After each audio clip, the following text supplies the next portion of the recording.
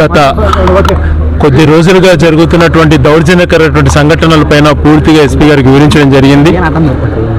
ఒక 4-5 రోజుల క్రితం ఒక బీసీ సామాజిక వర్గానికి సంబంధించినటువంటి ఒక విజయభాస్కర్ పైన పాశవికమైనటువంటి దాడి, మనిషిని గాయపరిచి రక్త గాయాలతో ఫోటోలు తీసుకొని పైశాచిక ఆనందం పొంది పట్టణంలో అందరినీ కూడా భయభ్రాంతులకు గురి చేయాలా, నియోజకవర్గ వ్యాప్తంగా భయభ్రాంతులకు గురి చేయాలన్నటువంటి పద్ధతిలో వివరించినటువంటి తీరును ఎస్పీ గారికి వివరించడం జరిగింది. పర్సనల్ విషయాలు ఎలా ఉన్నా కూడా వాళ్ళు ఏదో రకంగా డైవర్ట్ చేయాలని ప్రయత్నం చేసినా ఒక మనిషిని నిర్దాక్షిణంగా అలా కొట్టడం ఎంతవరకు సమంజసం, కొట్టిన వారిని ఇంతవరకు ఇంకా అదుపులోకి తీసుకోకపోవటం అటువంటిది బాధ కలిగి ఈరోజు ఎస్పీ గారికి వివరించడం జరిగింది.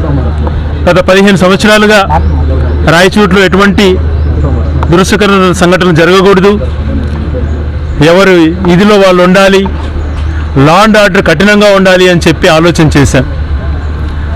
ఈరోజు ఆ పరిస్థితులు దాదాపుగా కనిపించట్లేదు. మొట్టమొదటిగా వెంకటేశ్వర ఇంటిని ధ్వంసం చేసిన వాళ్ళు ఇంతవరకు వాళ్ళకి ఎటువంటి పైన చర్యలు తీసుకోలేదు. అలాగే ఎక్స్-జెడ్పీటీసీ అయినటువంటి ఎంపీపీ అయినటువంటి రెడ్డయ్య గారు తన ఇంటిని దౌర్జన్యంగా మొత్తం కూడా నాశనం చేసి మహిళలను కూడా గాయపరిచారు. ఆ రోజున అది చేసిన వాళ్ళు ఇంతవరకు అరెస్ట్ కాలేదు. ఇప్పుడు పరిస్థితులలో కూడా ఇలాగే ఉన్నాయి అని చెప్పినప్పుడు, లేదు ఎవరైతే దాడికి పాల్పడ్డారో వాళ్ళని ఖచ్చితంగా శిక్షించే విధంగా నేను చర్యలు తీసుకుంటాను అని చెప్పి ఎస్పీ గారు గట్టిగా హామీ ఇచ్చారు. జస్టిస్ ఈజ్ ఆల్వేస్ ప్రొటెక్టెడ్ అన్నటువంటి ధీమా మాకు కల్పించారు. అటువంటి చర్యలు తీసుకున్నప్పుడు పొలిటికల్గా ఒకటే వర్గాన్ని టార్గెట్ చేస్తున్నప్పుడు వాళ్ళ రక్షణ కోసం మేము వెళ్ళినప్పుడు లా అండ్ ఆర్డర్ ప్రాబ్లం కూడా క్రియేట్ అవుతుందని కూడా వివరించినప్పుడు, మీరు చాలా సమయంతో ఉన్నారు, మేము ఖచ్చితంగా చట్టం చేసుకునే విధంగా తొందరలోనే చర్యలు తీసుకొని వాళ్ళందరినీ కూడా అరెస్ట్ చేసి చూపిస్తామని కూడా ఎస్పీ గారు చెప్పడం జరిగింది. ఇంతవరకు ఈ వ్యవస్థ పైన నమ్మకంతో మేమున్నాం. ఇది ఆ నమ్మకం కోల్పోయినప్పుడు నిజంగా కూడా ప్రజాస్వామ్యాన్ని ప్రశ్నించాల్సిన పరిస్థితులలో మేము కూడా దాన్ని ఎలా రియాక్ట్ కావాలనో అవ్వాల్సి వస్తుంది. కాబట్టి ఇప్పుడు మా ఎస్పీ గారు ఇచ్చినటువంటి ధీమాతో ఖచ్చితంగా వాళ్ళ పైన చర్యలు తీసుకుంటాము. దగ్గరలోనే వాళ్ళను అరెస్ట్ కూడా కొంతమందిని ఆల్రెడీ కస్టడీకి తీసుకున్నామని కూడా చెప్పడం జరిగింది. వాళ్ళు ఖచ్చితంగా శిక్ష పడాలి. ఈ ముసుగుల విధానం ఏంటిది? ముసుగులు వేసుకొని భయపడిస్తే భయపడేటువంటి పరిస్థితులు ఉంటాయా? దేనికోసం సమయం పాటిస్తున్నాం?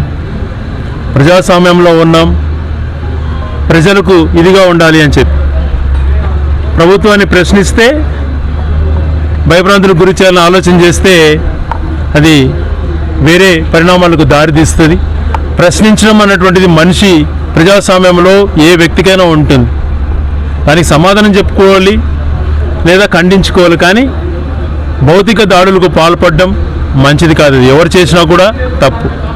ఈ ముసుగులు దొంగలు, ఈ ముసుగులు వేసుకొని చేస్తున్నటువంటి ఇన్ని రోజులు చేసినటువంటి ఈ మాస్క్ దొంగలను, ముసుగు దొంగలను బండారం బయట పెట్టాలని, వీళ్ళపైన కఠిన చర్యలు తీసుకొని వీళ్లకు ఖచ్చితంగా కూడా భవిష్యత్తులో ఇలాంటి చేయాలంటే ఆలోచన కూడా రాకుండా భయపడే విధంగా పోలీస్ వ్యవస్థ ఉండాలి అని చెప్పి కోరుకుంటున్నాం. ఇదే విషయాన్ని గౌరవ ఎస్పీ గారు తెలియజేయడం, ఆయన కూడా ఖచ్చితంగా అదే రేంజ్లో తీసుకుంటాం, ఎరాడికేట్ చేయడానికి ప్రయత్నం చేస్తామని కూడా చెప్పడం జరిగింది.